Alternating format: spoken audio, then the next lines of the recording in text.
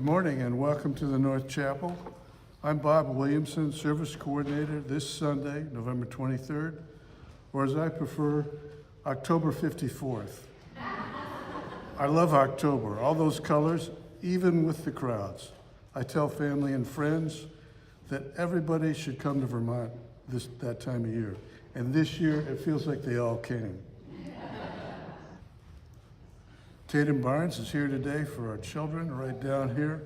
Tatum, many thanks for all you do and all of your many assistants that help you out. Join us for coffee hour downstairs after today's service. A lot's going on in the church right now. Read over the announcement and the order of service. Are there any other announcements? I know there's a few that folks want to come up. Mary, come on up. Good morning. We hope those of you who ordered wreaths will pick them up after church today. Down in the social hall, one of us will be there. And also, I think we have a couple of 22-inch and a couple of 36-inch if you forgot to order them and would like to get a wreath. So see me after the service. Thanks.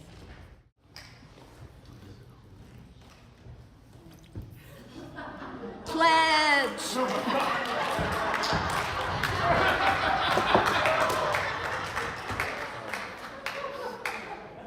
I'm here to represent the Board of Trustees and the rest of the church. We're doing our pledge drive right now.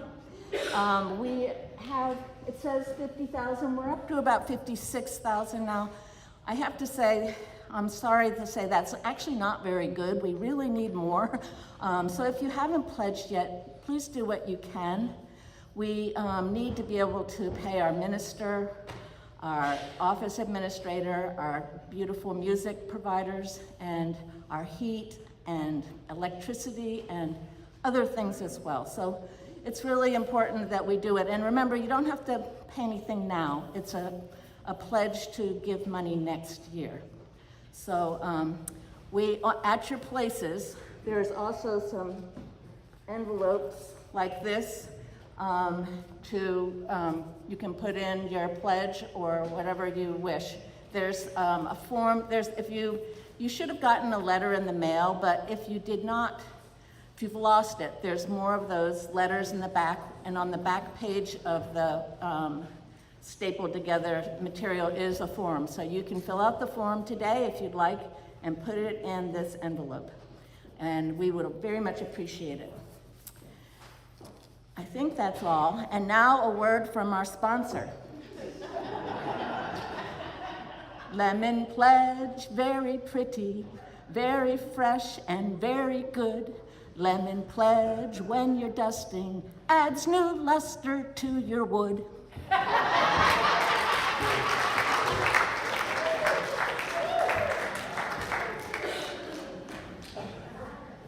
That covers just about everything, I think. That was terrific. Couldn't do better.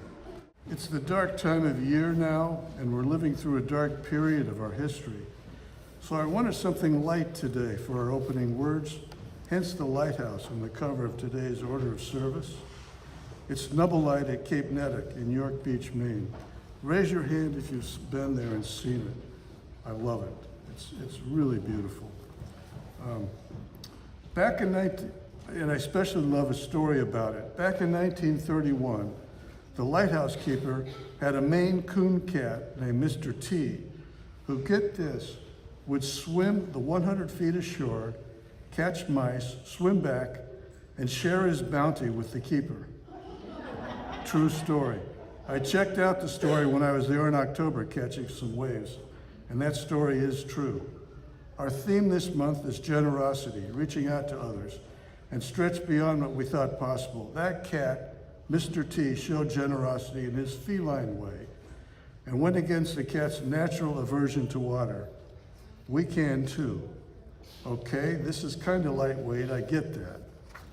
That said, life is too serious to be taken seriously all the time. We need humor and Lemon Pledge. No, we need humor. We need humor to leaven life, get us through the rough spots. Even last Sunday's New York Times had a piece on the importance of comedy and comedians in dark times to crack us up and crack the wall of darkness that seems to encroach us. We have a term, comic relief, and we recall the value of jesters in the court of kings. The ancient Greeks knew the value of comedy. It was right up there with tragedy. The great British Shakespearean actor Edmund Kean was on his deathbed when a visiting friend said, "Oh, Edmund, dying must be so hard." Kean replied, "Dying is easy, comedy is hard." The apocryphal version of the Egyptian Book of the Dead says, "Bring your gag writers. Eternity is a long time without laughter." In that spirit, I want to share a poem by Billy Collins. A few past service coordinators have read Collins' poem, The Lanyard, a brilliant and heartfelt piece brimming with humor. Remember, Billy Collins was a U.S. Poet Laureate, a lofty post. You don't get there being mediocre. I hope I can read this without laughing out loud. If there is an afterlife, I aim to bring this with me. The poem is titled Magical Realism, and it's a respectful nod to the brilliant novelist Gabriel Garcia Marquez, who invented magical realism in his fiction. The poem Magical Realism. It's a rainy Saturday night in London, and I'm already losing it, and many of the male dogs have gathered at their favorite pub, the Ball and Stick, where they lower their heads to drink from the bowls of ale, for this is not an off-the-wall cartoon where they would be leaning on the bar, holding a pint of glass impossibly in one paw. No, this is just a bit of fiction, but not by a fantasist of South America, where many strange things are done. And that's why the dogs are not smoking cigars or playing darts or gossiping about their owners, nor is there any laughter, no sports on the telly, no backslapping, which would require standing up all night on your hind legs. And that's also why it's so quiet for a Saturday night with your mates, unlike the clamor down the lane at the Axe and Hammer, or around the corner at the King's Piston. Here it's just the low sound of lapping and a round of barking every time a new dog happens to walk in the door. Yes, on all fours and without a stitch of clothes.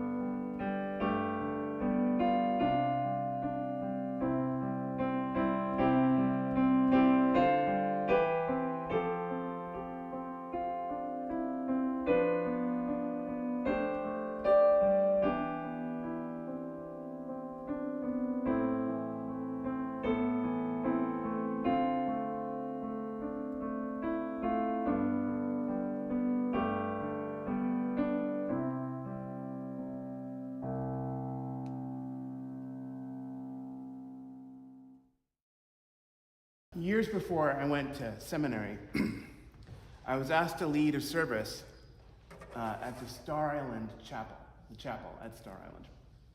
And I wanted to do a service about luck, and I wanted to do a service about bad luck, and I wanted to do a service about losing streaks, and about how sometimes it feels like the deck is stacked against us in life. My plan was to rig a deck of cards and play poker with whoever happened to be seated in the front rows in a way that would achieve a certain outcome that was coordinated with my message. Unfortunately, I screwed the whole thing up, and I ended up wasting everybody's time. I fell on my face right in front of the dearest people that I know, and I needed a friend to help me. I'm pretty sure now that the name of that friend was Grace. And I just saw her again last week. We sang a song at the end of that service. We sang America the Beautiful. And when we were singing together, something happened. I can't explain what it was, but somehow it made me feel hopeful. It made me feel that perhaps not everything was lost, and maybe there was still a good way forward. So I stayed, so long as I stayed on the path, there was a good way forward. And so long as I remained open to the miracle, I had learned a lot about humility that day. And years later, I tried to write a song about humility. I'm going to play part of that for you.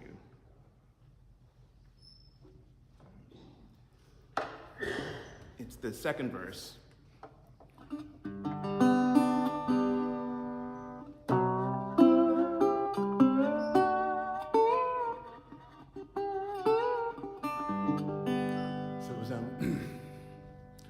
Oh, how she burns with graces unearned, tossed by the turning sea.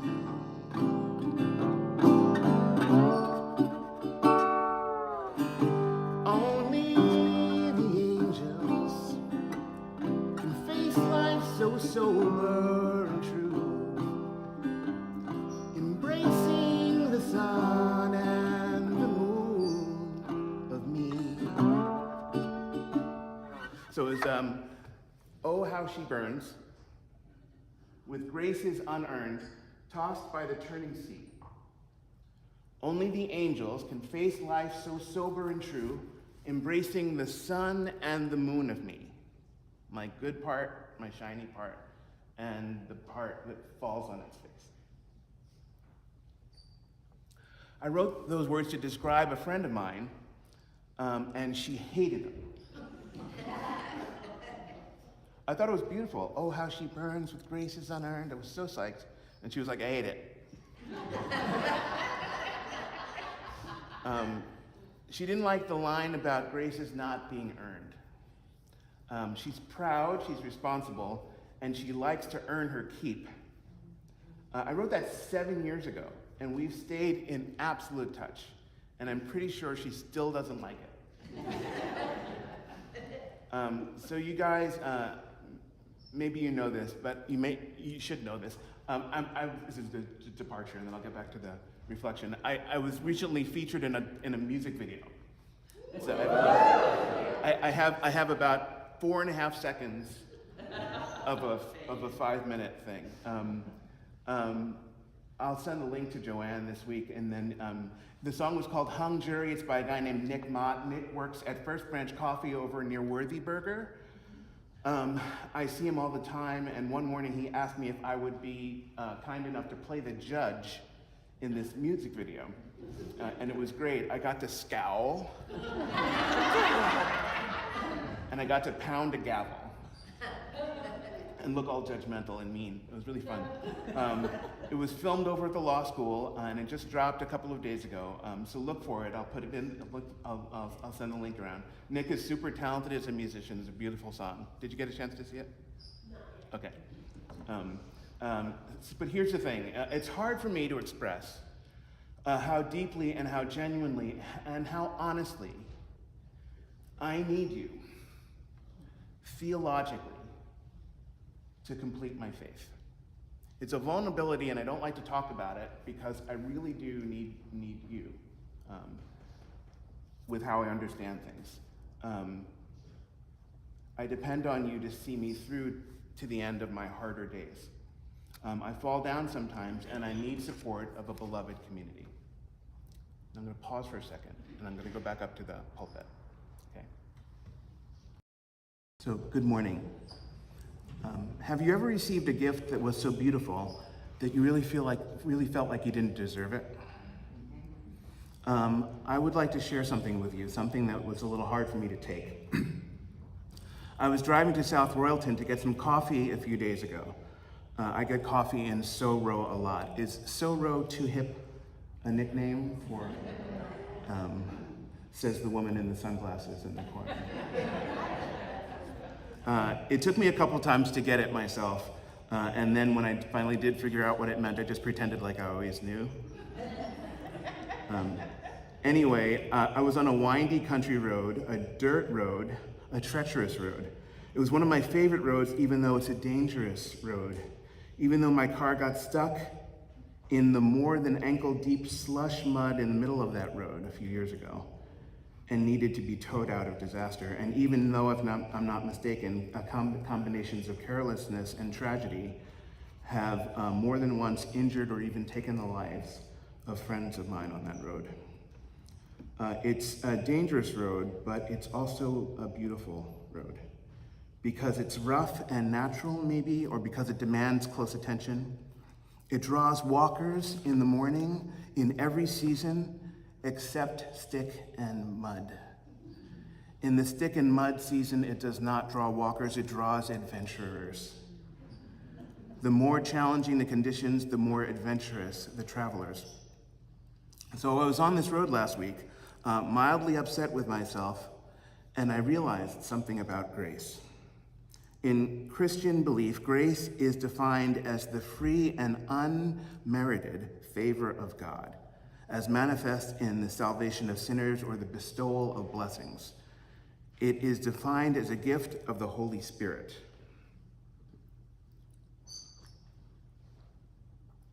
It is unexpected and undeserved as a gift. And that's hard for me. Grace is a hard thing for me, really, to understand.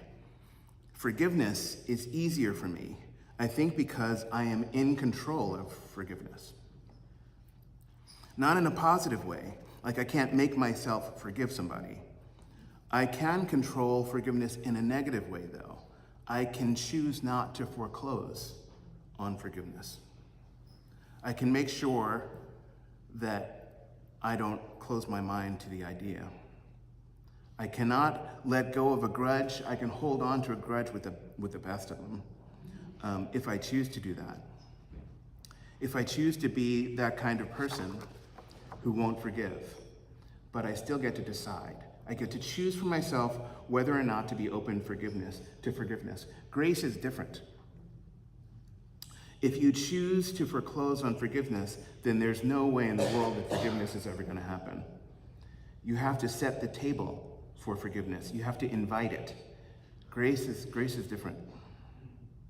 Grace shows up whether you ask for it or not. My old friend Arvid used to tell me that forgiveness takes place in its own time and that all we have to do is open the door and not get in the way. He taught me that sometimes the act of opening the door to forgiveness is the only part of forgiveness that is ever really in our hands. When we choose to open the doorway of forgiveness, we choose to do the lion's share of what is asked of us. Grace just doesn't care about any of that. That's a little hard for me. It's hard for me to understand. I recognize grace as a sacred blessing. I teach this in my ministry, but I have a hard time accepting it for myself. It's hard in here. It's hard inside this spiritual life of mine, especially when it comes to grace. I am too often hard on myself. So so was my mentor. My mentor would shudder to think that she delivered this to me as well, but she didn't really, of course. But I identify with her experience. Rebecca Parker is her name.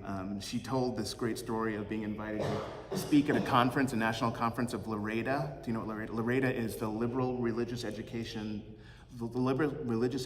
Association. There's an association, professional association for the ministers called the UUMA, or the Unitarian Universalist Ministers Association. There's an association for the musicians, for music ministries called the UUMN, and there's an association for the religious educators or spiritual exploration leaders called Liberal Religious Educators Association. And Rebecca was asked to speak for them, and the leader was introducing her. Do you know this story? Megan? Okay, the leader was introducing her, and the leader said, "We are so psyched for the next 3 days. We get to be inside of the mind of Rebecca Parker." And she was on the stage, and she laughed. She thought to herself, but everybody heard her. And so they turned to her and were like, "Why did you just laugh?" And she said, "Well, my mind is a terribly dangerous place. And I try never to go there alone. I identify with this. I see myself in this. In fact, I think like this when I was on the dangerous road to South Royalton that I was telling you about, the dangerous and the treacherous road. Because I think my mind is a dangerous and treacherous thing, but I think it's also a beautiful thing. So now I get insecure about this. It might seem indulgent to say this in the least, to talk about the beauty of one's own mind. But it's very important that we talk about the beauty of our minds, the beauty of our soul's experience in life.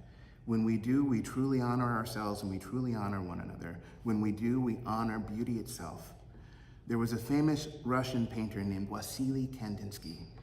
And he was an abstract painter in the early 20th century. And he believed that the beauty that we perceive on the outside of the world resonates with the beauty that we know on the inside of the world. For him, the beauty that is abstract, that he chooses to paint, corresponds with a pre-existing beauty that lay within him and lay within everyone who thinks it beautiful. How does that beauty get there? Is it given to us at birth? Is it our spiritual inheritance? Is it the magical part of life's adventure, or is it the part of the normalcy of things? Is it somehow bestowed upon us in sanctuaries, in churches, and in mosques? Or does it splash like mud in the wheel wells of our car as we travel around on dangerous and treacherous and beautiful roads to get coffee? Of course, the answer to all of these questions is yes. So I was driving to South Royalton under mildly challenging conditions, wet dirt roads that are starting to freeze, they're getting a little slippery. And all of a sudden, I had a real sense of the free and unmerited favor of grace, an unexpected, unearned feeling. Just boom, there it was, a little touch of God. It was a subtle kind of boom that said, as if from heaven above, "You are loved, you are worthy, and I will see you through to the end, no matter what." I had a harder week this week because my spirit broke a little. I was pretty mad at myself for not delivering the message that I wanted to deliver last week. I felt like I wasn't clear enough or grounded enough or something. And in these times, it is so important that we come together well. In these times when anxious presidents battle to define what it means to love one's country, when real and rhetorically violent statements threaten the dignity of what it means to be in Congress, when the acid of public acrimony burns to the core of what it means to be a private citizen, it is so important to gather well. One of the reasons why I so deeply love my mentor, Rebecca Parker, one of the reasons that I believe that her mind is so dangerous and so beautiful, is because she will not surrender the dearest things we know. She will not surrender the most beautiful that is within us, that which is larger than the names and the nations and the narratives that we create for ourselves. She suggests to all of her students, of which I am one, that we consider not surrendering as well, each to our gift. The nature of who we are and who we choose to be makes us dangerous and treacherous and beautiful. Sometimes grace looks just like the children that we have, even on the crankiest of days. And sometimes grace looks like the kids that we never have, the dreams that have been lost along the way. Broken one day, I cried to my mentor that I didn't become the son that my parents wanted me to be, that I wasn't the lawyer, that I wasn't the husband, that I wasn't the father of their dreams. I was turning to face some of my deepest fears and sorrows, and Rebecca looked at me with soft eyes, and she said, "There are many ways of being a parent. There are many ways of walking through our lives." I wrote that down in my spiritual notebook, but I didn't really understand it until Grace touched me on the road just this past week getting some coffee. I've been forgiving myself for not becoming the dream of my own anxieties. My parents did not impose their wills upon me. They didn't have to, because I did a whole lot of that myself. And even if they had, and if I had failed them, and even if they had and I had succeeded, life is now not about expectation and anxiety, not about the fears of becoming or the fears of not becoming who or what we think we're supposed to be. It's not about who we're supposed to be at all. And it's never who we are supposed to be that is ever touched by grace. It is only who we are that is touched by grace. And for sure, it feels like the hand of God, or it feels like bliss, or it feels like heaven, and for sure, it feels like everything we ever do, and for sure, it feels like nothing that we've ever known before. It's confounding, even for those of us who think about this all the time. There's an author and a theologian named Nadia Bolz-Weber, and she thinks about grace all the time. And even for her, it's challenging to talk about. And she explained this in an interview she gave just a couple of years ago. And this I quote, she says, "The thing that I have written about and talked about more than anything else in my career is the idea of grace. Grace is really a difficult thing for us because it inherently means that the ball is not in our court. You can't earn it. It's not something that you can climb towards. It's something that you get, and on some level, we think that if it's free, it must be worthless. So I think that people, instead of focusing on grace, like to focus on being good. But being good has never set me free in the way that truth has. I think that the pursuit of being good is the thing that provokes feelings of less than, or shame, or guilt, or insecurity. I fall into that sometimes. I think that shame and guilt and insecurity have been what I've been experiencing this past week, although I'm not sure exactly why. Nadia continues. She says, the reason that grace is tricky is because I want to feel like I've made myself worthy of something. But if grace is truly grace, it means that it has nothing to do with worthiness. It just is, and that's hard. And then also, grace sucks. She says, grace sucks because if it's true for me, then it's also true for the people who might have hurt me. And I definitely don't like that, end quote. She says, with my luck, I will be seated in the heavenly banquet between Ann Coulter and some racist cop. And I feel like I know what Nadia means because I feel the same way, maybe with a little less of a feeling of surprise. And that's just the thing. It's not that others deserve grace and people like us do not. And it's not that people like us deserve grace and others do not. Grace is outside of the category of deservedness. It occurs to me that the reason I'm mad at Ann Coulter and at racist cops is because they have hurt me, and because they have hurt others like me, and because they have hurt others who are not like me. They may have even hurt themselves. They hurt people, and grace doesn't care in the slightest. Because grace is not a reward, it is not transactional, it is not merit-based, it isn't won. It is not achieved or somehow obtained, it cannot be captured, it cannot be conquered. It is not vulnerable to theft. It isn't governed by powers of principalities or nation states. It cannot be loaned or borrowed.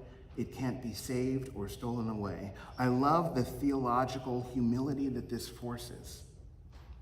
Grace sucks because it cannot be controlled, and we like control, especially when it comes to the nature of the holy. There are about 950,000 hymns in the Christian tradition. 415 of them are in the UU hymnal, because we like control when it comes to the nature of God. There are 82 million songs on Spotify, with 100,000 more being added every day. Hung Jury being the best one, with the music video that I'm in. There are as many as 230 million songs that have been digitally recorded, and we cleave to 415. Why? Because we like having a feeling of control. Control fosters tradition, and tradition is wonderful. But tradition is not necessarily grace. Grace is wild, and she's tameless, and she's dangerous, and she's treacherous, and she's beautiful. And when I fall down, grace is the only open hand that will help me to recover. When I fall down, when we fall down, grace is that open hand. And she's not always there in ways that we recognize. In fact, she's rarely there in ways that we recognize, but she's always there. She simply won't submit to our needs of control. The ideas of purity readily submit to our ideas of control, but grace does not. And that's an important difference. There's a distinction, Nadia explains, between purity and holiness. The difference is that holiness is about connection to. Like moments of holiness are about being deeply connected to yourself, or the moment, or to the divine, or to another person. To me, holiness is always about connection to, and purity is ever about separation from. It's like separating ourselves from our desires, but more than that, separating ourselves from people who are impure. Holiness is about connection to, and purity is about separation from. But we pretend that they're interchangeable because purity is easier to regulate. End quote. Some institutional churches stray away from wild grace and holiness, even when using these exact words to describe themselves. And when we do, we end up cleaving to tradition and to purity and to regulation. We regiment the holy. We oversimplify that which is tender and sacred and complex. We weed the blessed miracle right out of the garden, and then we congratulate ourselves on a job well done, when something more beautiful is possible, especially after we have fallen on our faces. We can always call on grace. Oh, how she burns with graces unearned, tossed by the turning sea. Only the angels can face life so sober and true, embracing the sun and the moon of me, my shiny side and my shadow side.